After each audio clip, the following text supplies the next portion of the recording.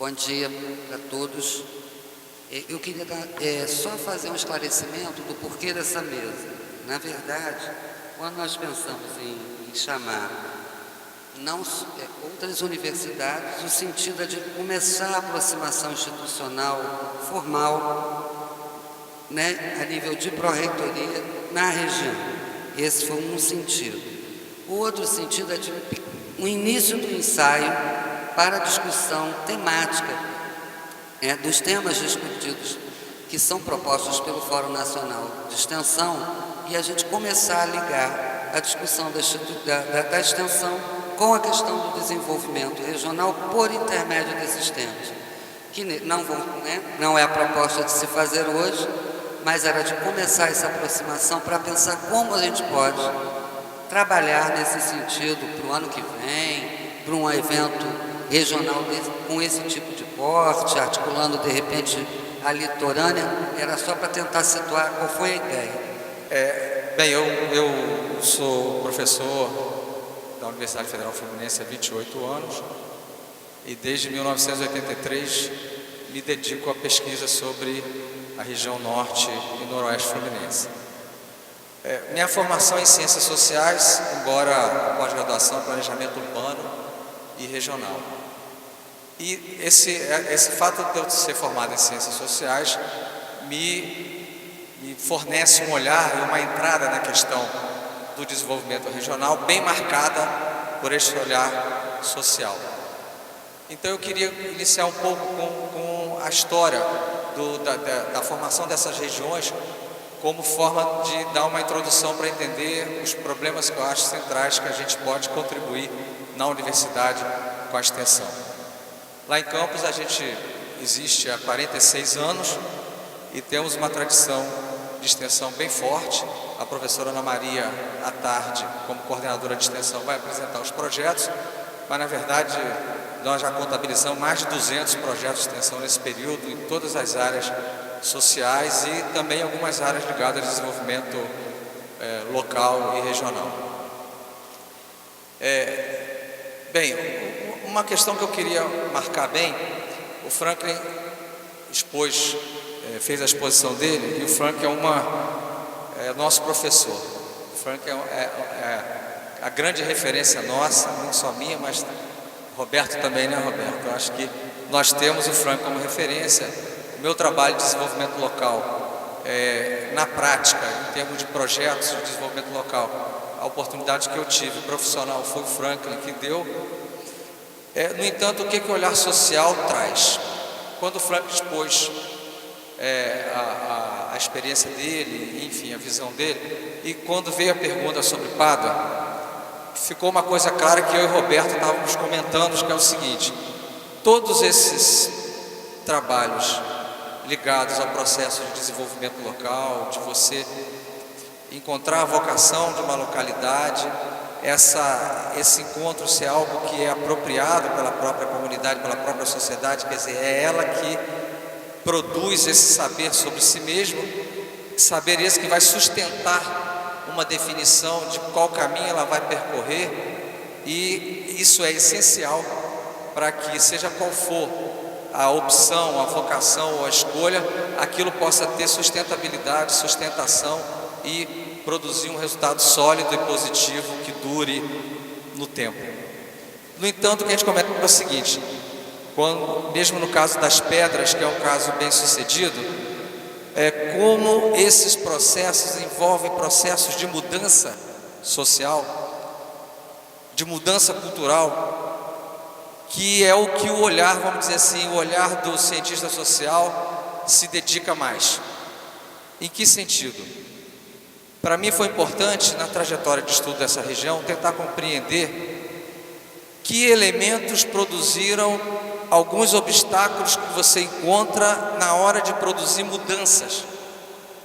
No momento da produção de mudanças sociais que gerem uma nova dinâmica econômica, e no caso aqui dessa região, até Campos inclusive, pensar uma região, ou pensar municípios com bastante pujança econômica, com uma economia diversificada, com uma economia apoiada nos recursos locais, com grandes oportunidades de trabalho, que gere e reproduza essas oportunidades de trabalho, é uma tarefa de mudança social profunda e radical. Por quê?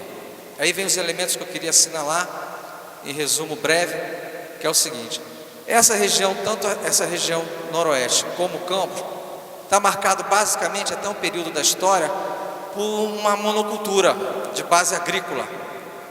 Aqui foi o café, lá em Campos foi a cana.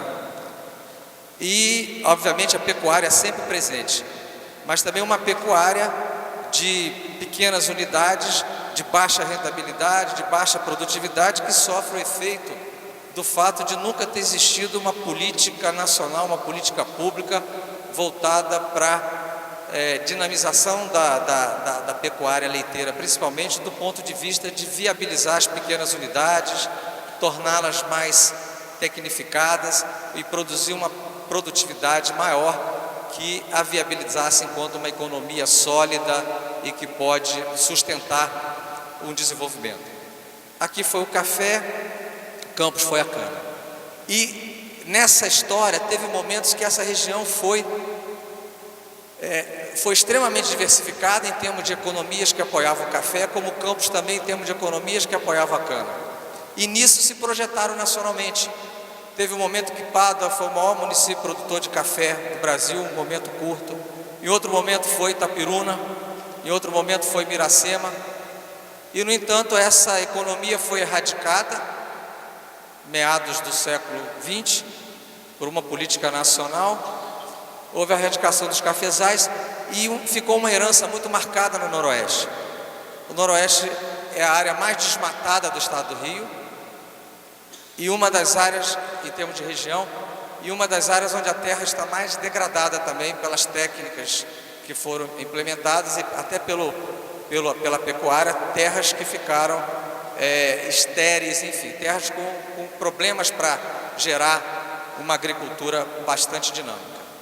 No caso de Campos, foi perder historicamente a corrida da agroindústria sucroalcooleira, suplantada principalmente por São Paulo, também por políticas nacionais, que desmontou todo o aparato da agroindústria sucroalcooleira, que tinha um complexo de indústrias metal-mecânicas, tinha metalúrgicas e uma série de outras indústrias, de aguardente, de produção de doces, derivado. E as duas regiões, daí para frente, tiveram o desafio de diversificar sua economia e de se industrializar.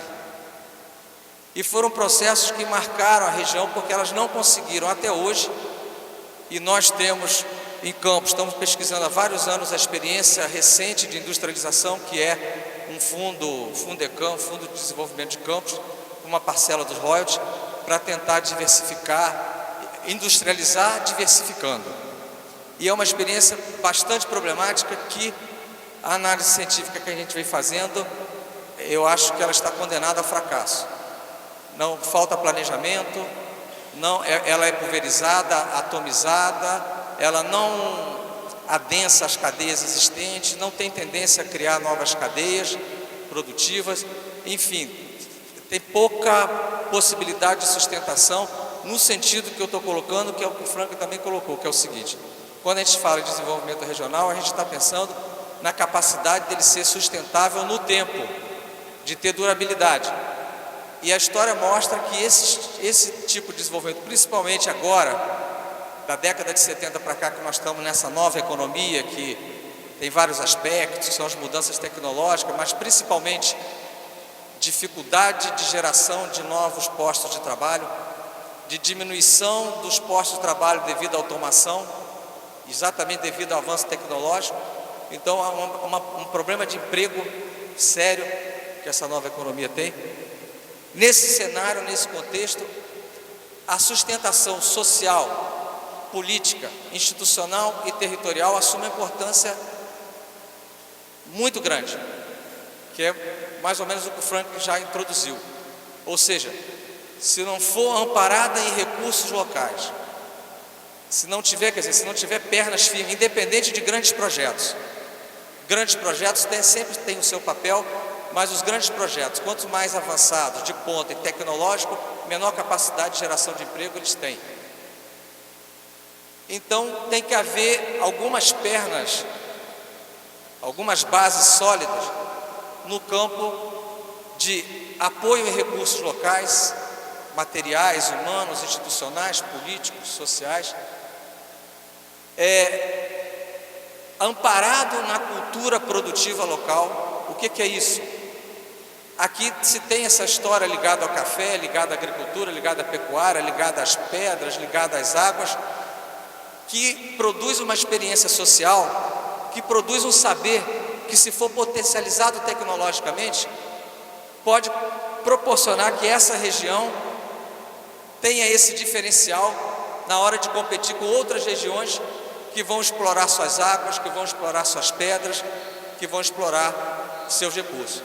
No caso de Campos, por exemplo, não se tem nenhuma política pública de fomento às atividades que a cultura produtiva local tem mais vivência, saber e experiência, que é exatamente o aguardente, os doces. E eu costumo brincar, tem uma então que é fantástica em Campos, que ninguém conhece porque o campista esconde, tem vergonha, que é a produção de tapioca. Campos tem uma produção de tapioca tradicional, fantástica, não diz que tem, né? Esconde, e no entanto a tapioca no Nordeste é exportada, e nos grandes centros como o Rio de Janeiro é entradinha de restaurante de luxo.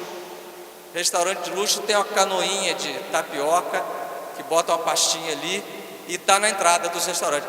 Mas, no entanto, isso está ligado a algo que Campos não quer reconhecer ainda, que tem uma tradição escravocrata, que tem uma tradição indígena, e que é daí que vem essa cultura.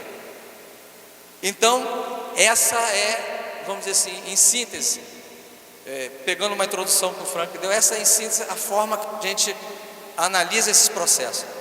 E essas regiões ficaram marcadas quando essas monoculturas foram, de certa forma, de maneira diferente, foram erradicadas de forma abrupta e legaram uma herança nas elites locais que criam sérios obstáculos ao que a gente chama, a esse processo de modernização.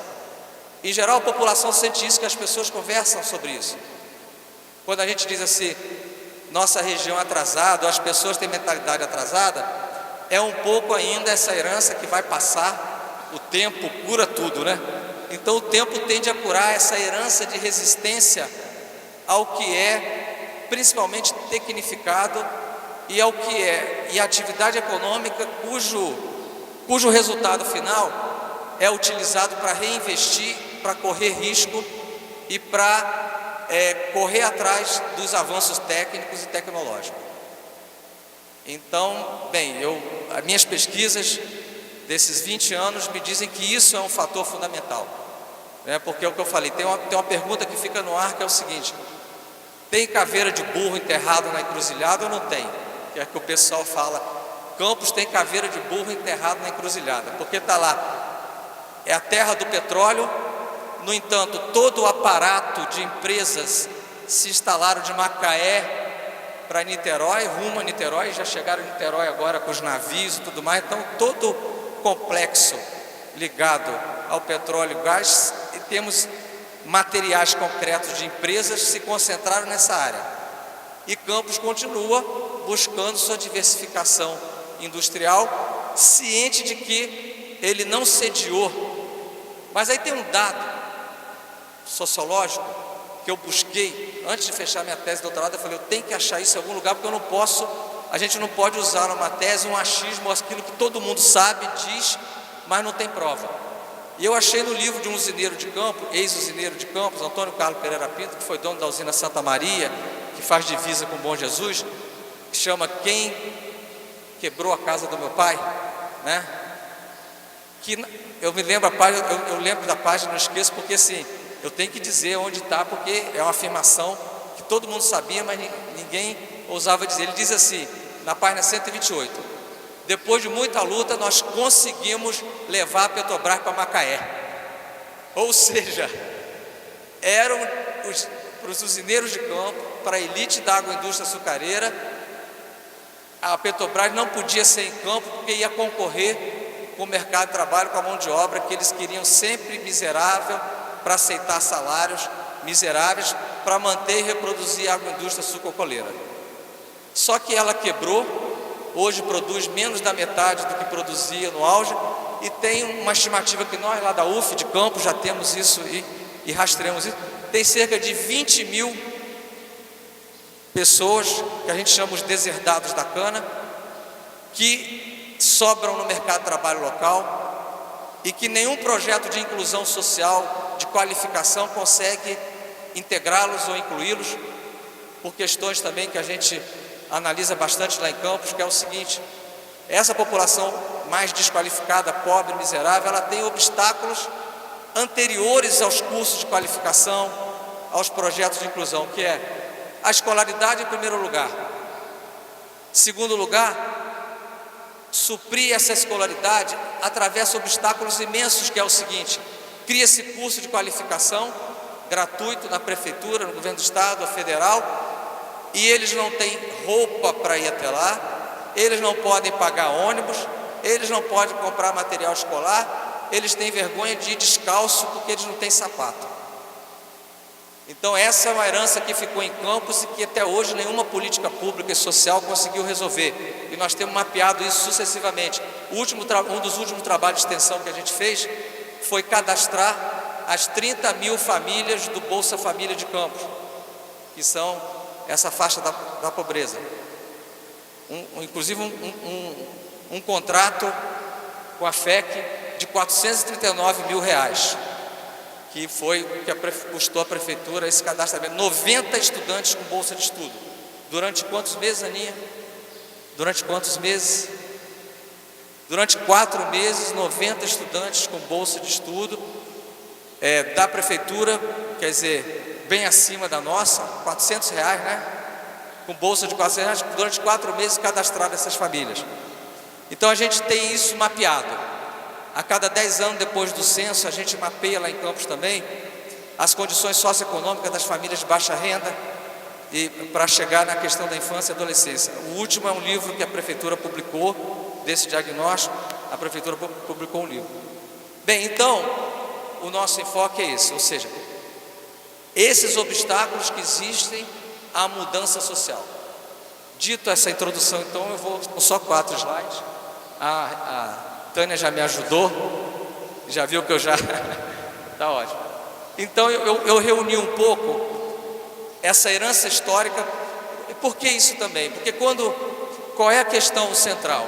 Por que hoje a gente trabalha muito com o Cefet, com a UENF lá em Campos?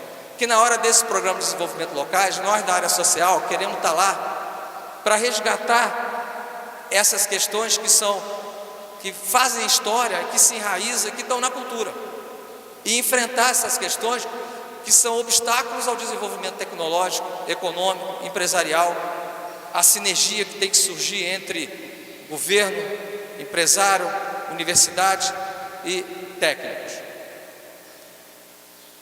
Essa região também sofreu um problema muito sério. Ela foi colonizada pelo norte fluminense antigo, que incluía o noroeste. Campos agiu como verdadeiro império colonizando essa região.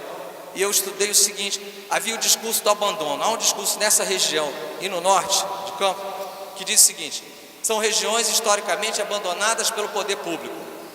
No entanto, eu levantei o volume de recursos que o poder público federal injetou nessas regiões, desde sempre até a década de 70, e é um volume absurdo de recursos, que não reverteram no tal desenvolvimento, porque foram apropriados e monopolizados pela elite da agroindústria sucrocoleira de Campos, esvaziando o noroeste e esvaziando Campos, porque em Campos também se concentrava na mão dessas elites. Tanto aqui nunca foi abandonado, é que há um outro obstáculo muito sério também. Sempre foi tutelada pelo Estado Central, Federal, porque foram economias, como a cana e o café, economias estatais em que o Estado controlava preço, cota, produção e tudo. O resultado disso é que os municípios da nossa região têm uma dependência do poder público fantástica. O maior empregador em toda a região norte e noroeste fluminense são as prefeituras. E em Campos, com toda a riqueza de Campos, que é um dos maiores orçamentos municipais do Brasil, com os royalties, o maior empregador individual ainda é a Prefeitura de Campos.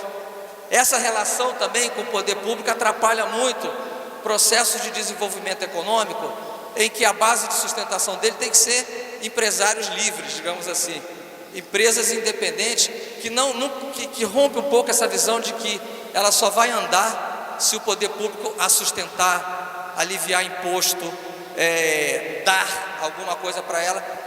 Tipo assim, a mentalidade que a gente chama é assim: se não der nada, eu não vou fazer nada pelo município.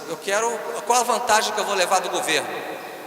Então isso vem dessa tutela histórica, com o esvaziamento. Só as prefeituras podem socorrer essa população, gerando emprego na prefeitura.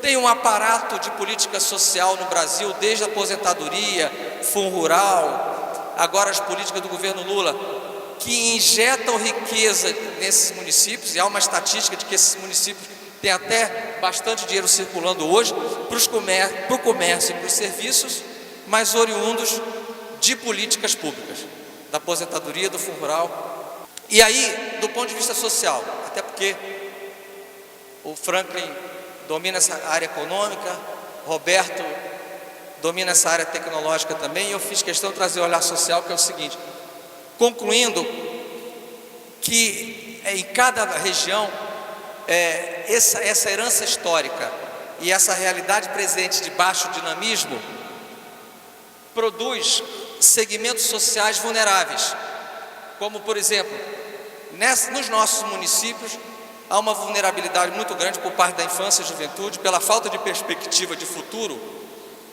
há um processo de migração muito grande. O crescimento populacional desses municípios aqui dessa região são muito lentos.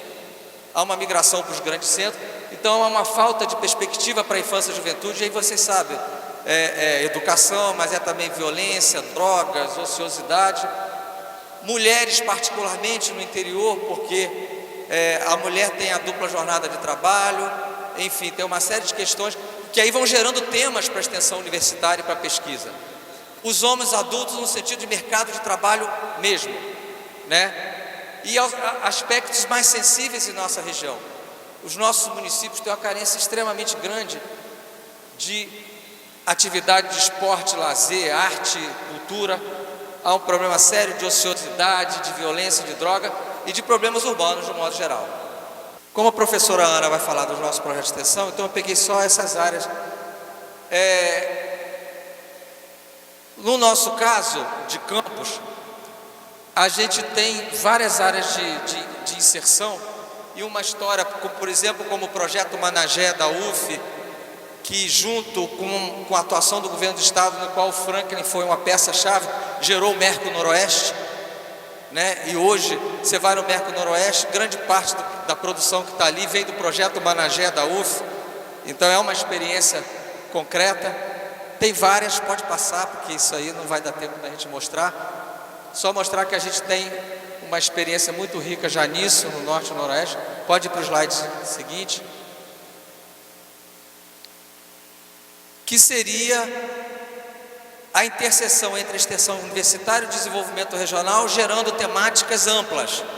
Que seria: nós podemos formar, como o Franklin diz, o papel nosso importante da universidade é formar para a cidadania com a ideia de controle social. Nós lá em Campos temos uma tradição também, inclusive a professora Ana é uma das professoras especializadas nisso, em formar conselheiros aqui na região. Então a UF de Campos tem formado conselheiros aqui no Noroeste, conselheiros da infância e adolescência, do Conselho de Assistência Social. Nós temos cursos permanentes disso. Vamos formar agora, a professora Ana vai coordenar a formação lá em Quissamã. Já tem uma tradição das prefeituras solicitarem a UF Campos para formar conselheiro. E aí formar a cidadania que contribui para essa mudança política. Assessoria na formulação de políticas sociais, muito grande. Um dos projetos de extensão nosso e de pesquisa, nós sempre trabalhamos pesquisa, todos esses projetos de extensão que eu falei aqui, vocês viram, uma pesquisa um diagnóstico então pesquisa e extensão é o que a gente tem feito mais intimamente. Uma professora nossa estudou e avaliou todas as políticas sociais municipais de Campos, Elaboração de diagnósticos e cadastros, a gente vem fazendo isso há muitos anos. Assessoria na avaliação de políticas também, de movimentos sociais, por exemplo, não sei se o reitor sabe, mas eu, pró-reitor, represento o reitor. A nossa UF de Campos é a casa do MST, tá? Já estou avisando para o pró-reitor, que já estou... o vice-reitor, perdão, Emanuel, você representando a UF, lá é a casa do MST, tá? O MST lá faz curso, dá curso de agricultura familiar, agricultura biodinâmica, orgânica, entendeu? Então tem sido tradicionalmente. Que mais que eu acho que... Sim, e aqui para a região, a gente tem uma ideia antiga, que, por exemplo, o problema do desmatamento. Qual é uma ideia antiga que a gente tem, que ninguém se interessou por ela até hoje, mas que eu acho que, como diz o Frank gosta de dizer assim, umas boas ideias que às vezes é só dele, né, Frank? Mas a gente tem que dizer. Eu acho assim, uma política pública de recuperação da mata nativa, com jovens, principalmente com jovens, articulado com a escola, você ataca duas questões cruciais aqui, que é um desmatamento muito grave, é uma desertificação das terras muito avançada. Você recupera a mata nativa e você, através de uma política pública, você pode utilizar a juventude, gerar trabalho e renda numa política pública permanente, que isso é uma política pública para os próximos 40 anos, enquanto a economia aqui vai encontrando seu lugar. E aí, só para encerrar, essa região que vai daqui até Campos está, nesse momento, diante de uma inserção na economia mundial. Aqui, com a entrada do eucalipto, Aracruz, que nós conversamos com o escritório de Itaperuna, já tem cerca de 200 unidades, né, fazendas, produzindo, e o objetivo da Aracruz é tomar conta dessa região. Mas não vai beneficiar nada aqui. Ou seja, isso do ponto de vista da geração de emprego, sem contar toda a discussão que tem em torno da plantio de eucalipto, que nós não vamos entrar aqui. Há uma discussão, há dúvida se o eucalipto é benéfico ou não, mas o principal é que é para levar para o Espírito Santo para ser beneficiado lá e gerar celulose, que é uma commodity mundial. Nessa região para baixo até Campos, os biocombustíveis são algo que a Petrobras está fazendo pesquisa, estudos, pela possibilidade de retomar a cana ou outro produto qualquer para entrar no biocombustível, que é estratégico mundialmente, o etanol principalmente. Você chega, desce mais um pouquinho, você tem em São João da Barra o maior mineroduto, chegando lá num porto que já tem contrato durante 20 anos de exportar 20 milhões de toneladas de minério de ferro para a China, e que com um projeto de, na sua retroárea, criar um complexo ali siderúrgico, tudo mais. Você desce mais um pouquinho, Barra do Furado, você tem um estaleiro norueguês sendo instalado ali, e na mesma Barra do Furado, que é uma barra de encontro com o mar, do outro lado da barra, uma base de apoio offshore de uma empresa americana para apoiar os trabalhos da Petrobras. Bem, nós da UF fomos contratados pela Prefeitura de Quissamã para fazer o estudo de impacto social desse estaleiro. O que nós já vimos de cara? Só na obra do estaleiro vai demandar 1.100 trabalhadores. Barra do Furado tem 1.100 habitantes. Na frente é o mar, atrás é brejo.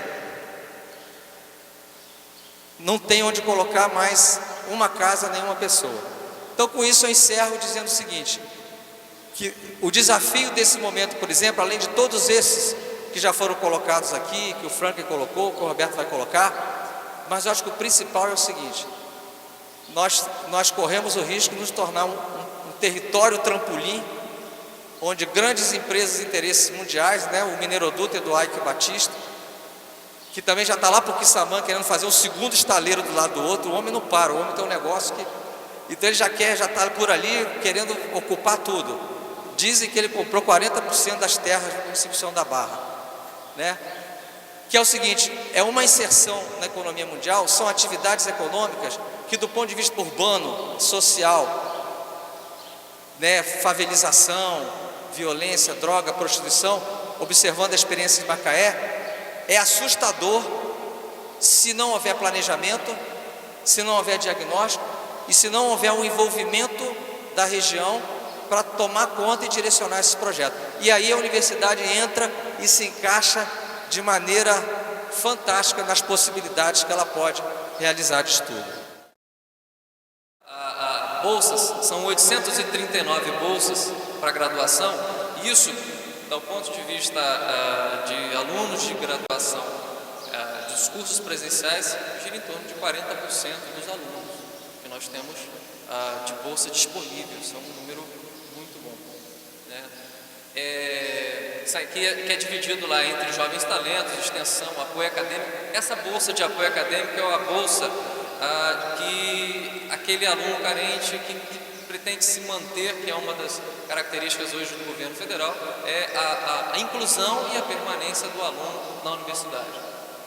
Entre as demais, com relação às bolsas de iniciação científica, para que o aluno possa participar inteiramente do processo de pesquisa.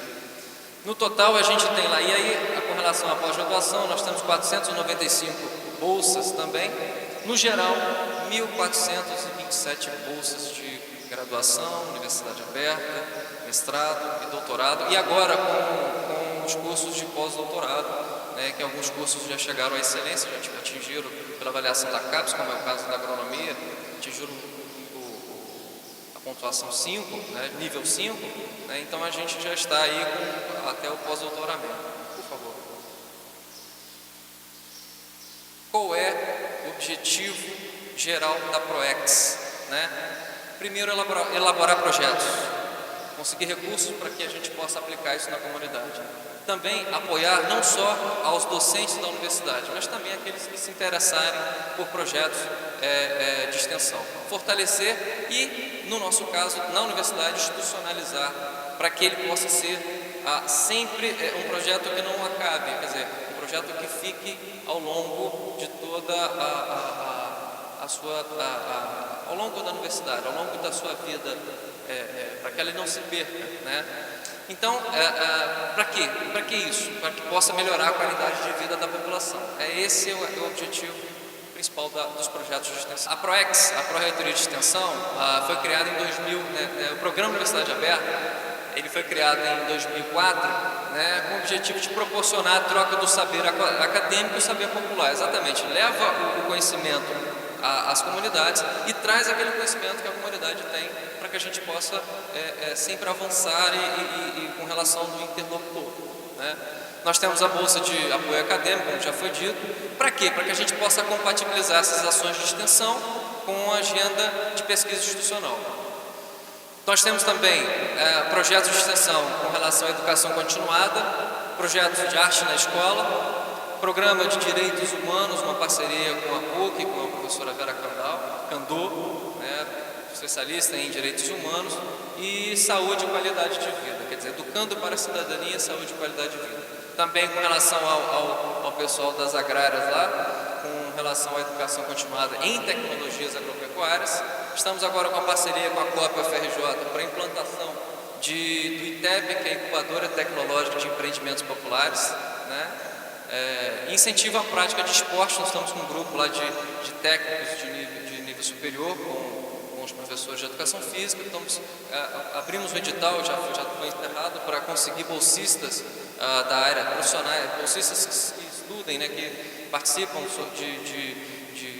das questões de práticas esportivas. O gasto da PROEX mensal hoje, com bolsas de apoio acadêmico, multiplicadores, extensão discente, que são os próprios alunos, extensão de universidade aberta, aqueles que a gente traz para dentro da universidade, gera em torno de R$174 mil.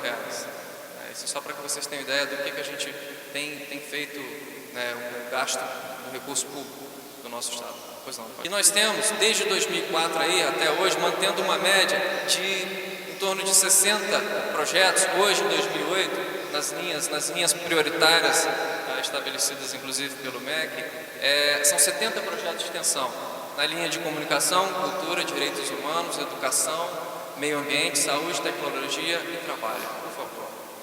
Esses são os projetos que estão em andamento neste momento, que começaram em abril. Bom, Por áreas de atuação, nós temos geração de trabalho e renda, 25 projetos, educação, cultura, socialização e inclusão social, 25, saúde pública, 13, educação ambiental e políticas conservacionistas, aí vem de encontro ao que o professor José Luiz falou, com relação às matas ciliares. Eu não sei se vocês sabem desses detalhes, mas a usina Sapucaia, professor, ela perde isso é um erro deles próprios, né? A usina Sapucaia, por exemplo, ele perde em torno de 1 hectare por ano da sua propriedade, exatamente por ela não ter a mata ciliar. Então, como eles estão perdendo terra e aí a área agricultável, estão começando a ter uma consciência. Infelizmente, tem sido por força de questões, né, maiores, força da própria natureza, né? Com relação a esses projetos, em linhas gerais, nós temos lá a prevenção. O público-alvo. Obrigado. O nosso público-alvo é comunidades carentes, associações de moradores, produtores de assentamentos rurais. Nós temos também uma relação muito estreita com os produtores rurais. Inclusive, no mês passado nós tivemos um curso para o produtor rural, são mais de 70 cursos para o produtor rural, né, isso aberto à comunidade, né. Artesãos e animadores culturais, nós temos um projeto institucional chamado Caminhos de Barro. Vai de encontro ali ao que o professor Roberto tinha dito, que uma das coisas que a universidade observou era que aqueles profissionais, aqueles operários que trabalhavam na indústria cerâmica, que são mais de 100, né, professor? As suas esposas ficavam ansiosas em casa, eram donas de casa. Então, nós tentamos fazer um trabalho com Caminhos de Barro, de modo que elas pudessem trabalhar e fazer peças cerâmicas ornamentais, e aqui tem algumas fotos no final, que pudessem elas terem a sua própria renda, gerar a sua própria renda. Hoje tem acontecido um caso interessante aqui, e nesse meio tempo, antes disso acontecer, as esposas apanhavam em casa, tinha uma série de problemas conjuntural, e hoje elas estão expulsando seus maridos porque, de fato, o projeto que ela se inseriu na universidade te dá uma renda muito maior do que o próprio marido recebe na cerâmica. Então, é uma característica bem peculiar. Estão expulsando os maridos de casa. Bom, então nós temos, e as pessoas, agora a gente ganhou um projeto na FAPERJ, exatamente para adequar a universidade às pessoas com necessidades especiais. A universidade não tem um acesso, tem uma certa dificuldade. Provavelmente as outras instituições também devem ter essa mesma característica. Com relação às linhas, né, a gente também tem um projeto com o DST-AIDS, que é a prevenção de doenças sexualmente transmissíveis, educação e cidadania, inclusão social, preservação do patrimônio artístico e cultural, resgate da cultura e saberes locais, habitação, saúde e meio ambiente, educação de jovens e adultos, formação continuada de professores e produção de trabalho. Quer dizer, isso é de modo geral. Eu, particularmente, participo de um projeto, já há alguns anos, exatamente com a utilização de resíduos de rochas ornamentais. Hoje a gente consegue ter mais de 90% de utilização desse resíduo num bloco que você chega a uma resistência altíssima. Você pode fazer projetos de 9, 10 pavimentos com esse tipo de material. Uma nova pesquisa que, quer dizer, nova na verdade não, um novo produto que a universidade, a UENF já patenteou, está lançando, né? E agora começa a questão da extensão, de mostrar que é importante utilizar, porque você favorece a questão do meio ambiente, a questão de você ter a disposição inadequada desses resíduos. Isso é um projeto que também é de extensão. Direitos de grupos sociais, a inclusão da população de baixa renda no mercado de assistência social, educação ambiental, incentivo de áreas preserváveis, incentivo às práticas conservacionistas, educação continuada, educação de jovens e adultos, que é um incentivo à leitura. Com relação, como eu já havia dito, desenvolvimento agrícola em áreas de reforma agrária e orientação quanto à prevenção, não só de doenças sexualmente transmissíveis, mas também com relação à nutrição, à preservação às zoonoses e doenças parasitárias e, claro, a qualidade da água. Existe um projeto sobre qualidade da água. Para encerrar, nós temos aqui alguns projetos de extensão, como os peixes ornamentais, né, a Casa de Cultura Vila Maria, a integração da comunidade uenfiana e aqueles que queiram participar com a Manaxica, são expressões culturais, a Manaxica com o jango, as reuniões nos assentamentos rurais, assentamentos professor Rafa tinha acabado de falar sobre os sem terra, né, que agora passam as próprias propriedades, com relação aos chamados médicos de plantas, que são as plantas medicinais que são levadas ao produtor rural ou aqueles que se interessam, né, e o demais aqui é a manifestação popular de capoeira. Né. Para a gente, por ser uma data especial, a UENF está debutando hoje, essas três personalidades aqui foram responsáveis pela criação da universidade. O grande idealizador, que é o professor Darcy Ribeiro, hoje a Universidade Estadual do Norte Fluminense, Darcy Ribeiro, né, ele foi o fundador, o criador da universidade, tanto da Universidade de Brasília como do UENF, o Leonel Brizola, o governador Leonel Brizola, na época que implantou a universidade, e quem fez o projeto, o nosso doutor emérito, Oscar Niemeyer.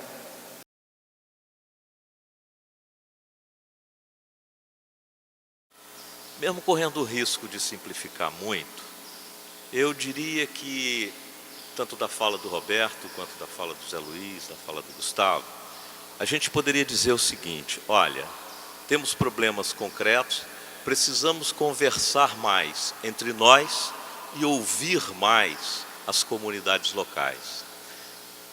E quando eu falo ouvir mais, é ouvir a comunidade, ouvir internamente, conversar entre nós, para que a gente possa, primeiro, reconhecer que a universidade está sendo chamada para uma responsabilidade de intervenção social maior do que aquilo para o qual ela se preparou enquanto instituição.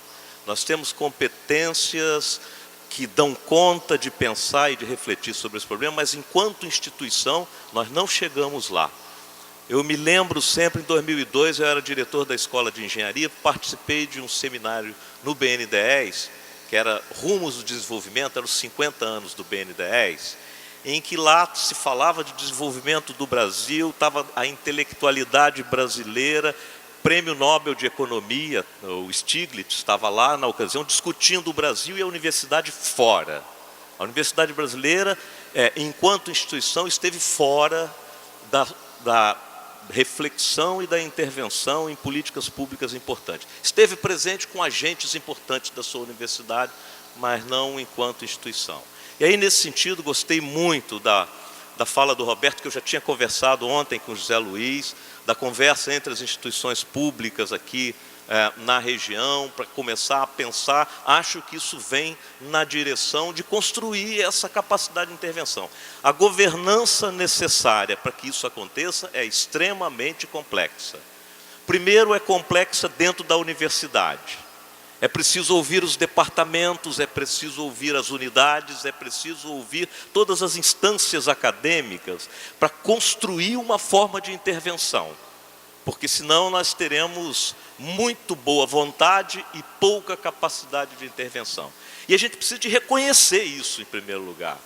É verdade que os seminários e os congressos são feitos para a gente vir falar dos sucessos e das nossas capacidades, mas o mais importante é reconhecer as nossas dificuldades, né? Reconhecer que não temos experiência, reconhecer que o sistema de financiamento da universidade pública, antes do Fernando Henrique, o Fernando Henrique aprofundou isso, era um sistema de financiamento que apostava na fragmentação da universidade. Você, com competência local, era capaz de fazer e de montar um aparato de intervenção que dispensava a instituição.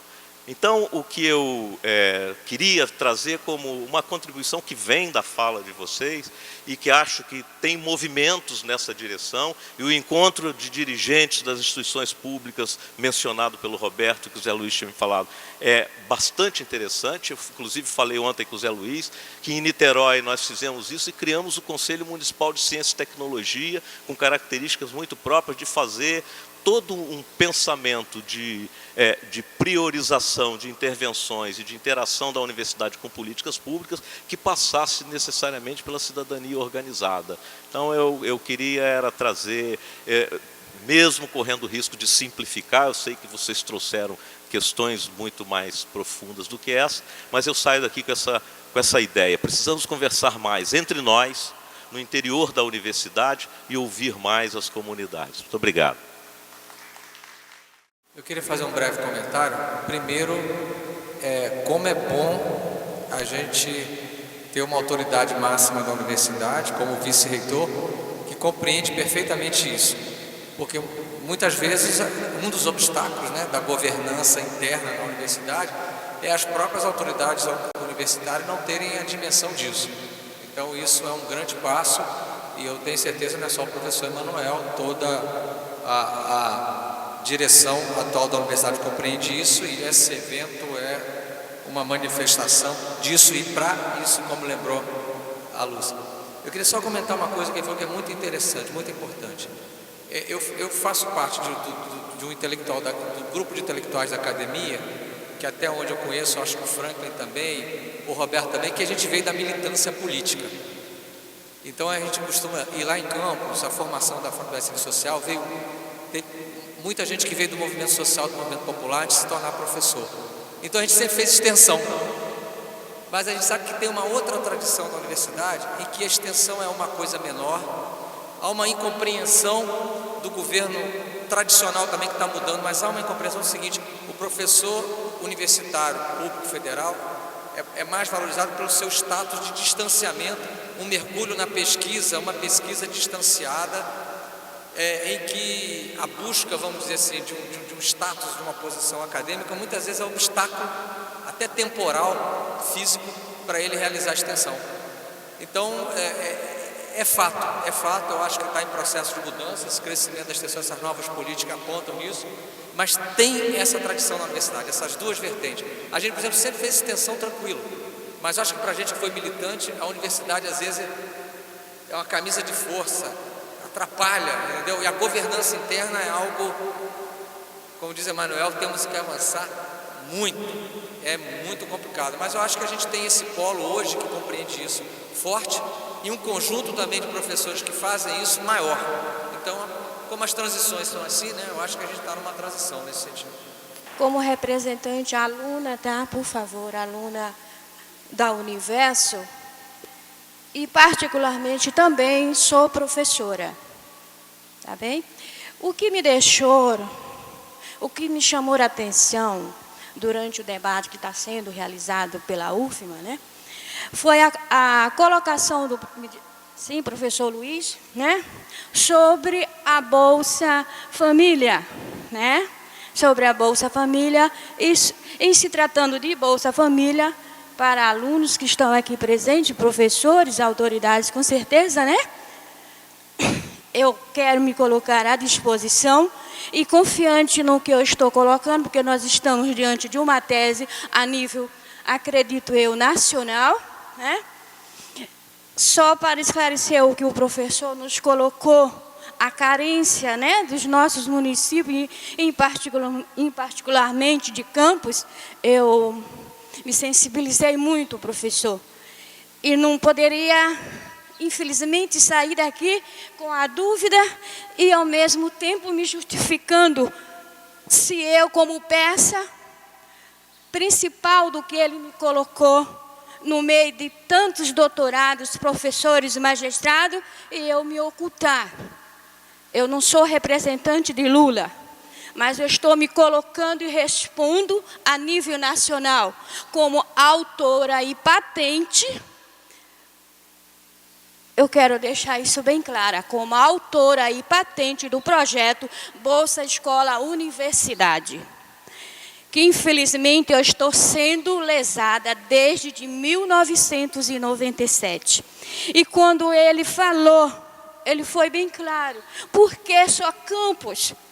Tantos alunos que foram cadastrados e não receberam, enquanto tantos outros municípios que eu tenho trabalhado dentro desse Rio de Janeiro, não somente Rio de Janeiro, não somente Rio de Janeiro particularmente, mas todo o Brasil, tá?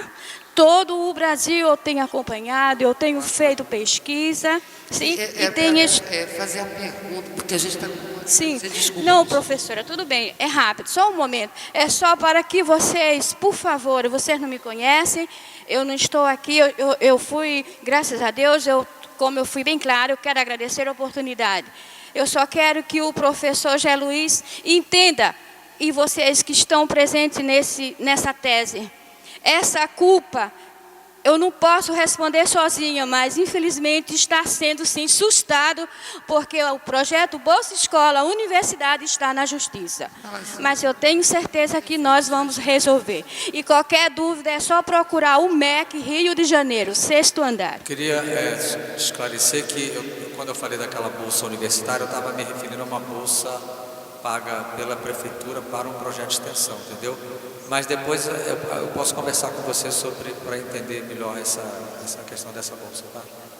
Eu não podia deixar de tocar no que o professor Emanuel observou, vou também ser muito sucinto, mas eu acho que é extremamente oportuna a sua observação, professor. Quer dizer, eu particularmente tenho muito mais dúvidas do que certezas, felizmente, do que a universidade, do que a academia como um todo, ela pode fazer diante das demandas que se tem para o setor público, sem que se queira substituir a representação popular dada para os gestores locais, para os gestores a nível de estado, nem federal, mas ao mesmo tempo compreendendo que a gente tem uma visão matricial, quer dizer, a possibilidade de intervenção nossa em algumas questões, para além do ensino, da pesquisa e da extensão, me parece muito concreta.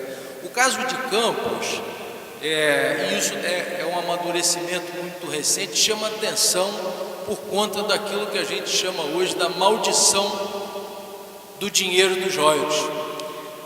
Hoje nós já começamos a compreender que ele tem trazido muito mais problemas do que soluções, por incrível que possa parecer. Quando a gente fala isso numa cidade que não é recebedora de royalties, até porque é duro para a gente dizer isso, é duro participar com algumas discussões no plano nacional sobre uma nova forma de rateio dos royalties do petróleo, sem deixar de identificar que a elite econômica que se apropriava dos recursos anteriores que eram destinados à monocultura da cana, hoje se apropriam dos recursos dos royalties a ponto do gestor local ser muito mais importante do que qualquer empresário local. Você vai encontrar na antessala do gabinete de todos os prefeitos, isso se eles despacharem, porque eles construíram com o correr do tempo uma ideia de não despachar nos seus gabinetes, criam gabinetes paralelos, transitórios, para não serem procurados por terceiros atrás de dinheiro, porque ele é o detentor de uma chave, de um cofre que ninguém tem em termos de investimento, nem o governo federal tem, né, de um orçamento de 1,5 bilhão, você tem uma capacidade de investimento de 1 bilhão, de quase 2/3 do orçamento, que hoje já está sendo consumida pela Folha. A folha de pagamento hoje de Campos já está aproximando de 800 milhões, de um total de 1,5 bilhão. Custeio e pessoal já dá mais ou menos aí aproximadamente 1,1 bilhão, 1,2 bilhão, ficando o investimento um valor pequeno. E aí é interessante, que conversando com o professor Zé Luiz, as nossas instituições, mesmo não tendo os recursos que nós achamos que poderíamos ter para avançar em alguma dessas políticas, se nós tirarmos os royalties da cidade de Campos, o nosso orçamento é equivalente, isso com os repasses. Se a gente for identificar só a arrecadação própria do município de Campos, as nossas instituições, sem os projetos extras, conseguindo com o financiamento do MEC, da FINEP, da FAPERJ e etc., nós já superamos ele. Então isso significa, se a gente identificar a riqueza e a economia que circula a partir da intervenção dessas instituições, isso identifica que ela tem uma capacidade de atuar. Agora, eu reconheço que nós não podemos deixar de fazer o ensino de qualidade, e o risco é muito grande. Da mesma forma que a oportunidade é muito grande quando você troca com a comunidade um projeto de extensão e de pesquisa para tornar a sua aula do dia a dia, o ensino, uma ferramenta muito mais atrativa, muito mais produtora de transformações, por outro lado você corre o risco de perder foco, porque as reuniões com as comunidades tomam um tempo, avançam pelas aulas, os projetos de pesquisas atrasam, não é isso, Frank? E é um tumulto. as pessoas às vezes não entendem porque um gestor não pode dar aula durante um período porque as tarefas que ele está desempenhando, e aí aquelas pontes internas, a governança da universidade ficou uma coisa impossível, porque você não sabe, dentro das nossas instituições, a gente não sabe o que está sendo feito, às vezes por um departamento vizinho. Então esses riscos são muito grandes, e até por isso a ideia desse consórcio, desse compartilhamento de ideias, de opiniões e essa troca, eu acho que ela pode contribuir. Agora, os riscos são muito grandes. Aliás, a gente já identificava onde há oportunidade e há riscos, né? Agora, eu acho que esse é um desafio muito interessante e muito diferente do que tínhamos alguns anos atrás, quando a ideia era o professor sendo estimulado a voltar para casa ou então ir para a universidade privada para ganhar um salário extra, já que o setor público não fazia isso. Esse movimento já é em sentido contrário. Agora, eu acho que nós não podemos deixar de identificar os nossos riscos. Nós não vamos substituir os prefeitos, não vamos substituir os governadores, nós não pretendemos, nem teríamos a loucura de imaginar substituir a representação popular para resolver os problemas que eles têm responsabilidade de resolver. Já que eu fui citado, né, eu tenho direito à réplica. Né? Eu aprendi a estudar campus com uma professora, então eu não podia deixar de mencioná-la aqui. Aliás, era um casal de professores da UF, chamava-se Lícia Bernardes e Nilo Bernardes, que morreram, inclusive, nesse trajeto. Assim, e muito do que foi colocado aqui, a gente já um pouco discutia, quer dizer, não vai se romper com a estrutura que hoje tem a estrutura da cana, se não tivesse processo de mobilização cultural, social. Né?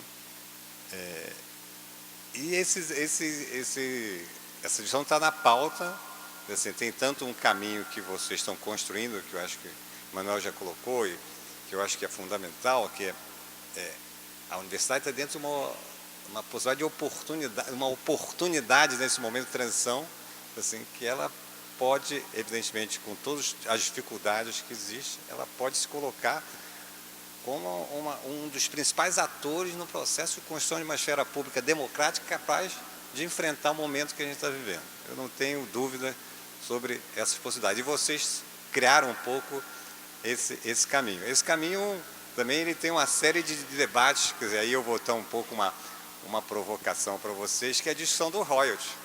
Entendeu?